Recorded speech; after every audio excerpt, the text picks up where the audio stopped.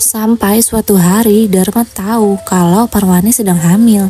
Walau perasaannya sakit, tahu istrinya selingkuh, tapi Dharma sendiri tak berdaya. Apalagi sekarang bisa menikmati kekayaan karena kerja keras sang istri.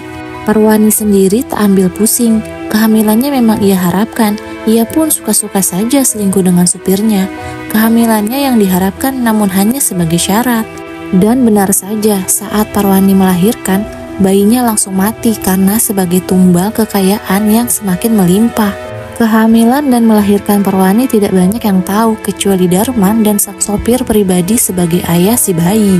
Parwani pun beraktivitas seperti biasa sampai suatu malam ketika setelah sang sopir memasukkan mobil ke dalam garasi, ia melihat Parwani berjalan berhati-hati menyusuri tepian kolam menuju gubuk di balik rimbun tanaman. Sang sopir pribadi tersenyum, kemudian mengendap-endap mendekati gubuk dan berharap untuk kesekian kalinya akan berasyik-asyik dengan majikannya. Tapi begitu mendekat, ia tercengang melihat pemandangan ganjil. Majikannya seperti sedang memangku layaknya memangku seorang bayi, namun yang dilihatnya bukan bayi, tapi sosok seperti ikan berwarna hitam. Dengan hati berdebar memperhatikan apa yang dilakukan majikannya sedang menyusui. Kemudian sosok yang disusuinya dibopong dan diletakkan di pinggir kolam lalu bergegas pergi. Sang sopir yang penasaran langsung mendekati sosok itu, makhluk berlendir sejenis lintah sebesar bayi. Sopir lalu teringat kata majikannya kalau Selasa Kliwon tidak kemana-mana, dan ini tepat Selasa Kliwon. Rupanya majikannya punya pesugihan siluman lintah.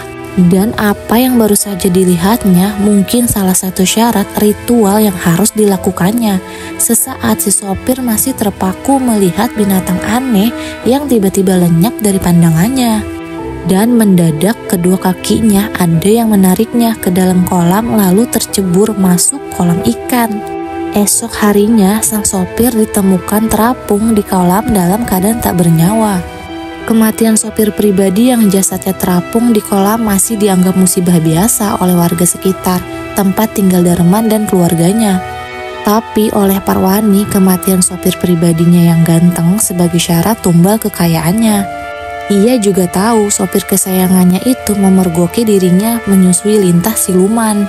Walau sebenarnya eman dengan si sopir, tapi apa boleh buat, ia masih bisa mencari sopir lain sebagai gantinya.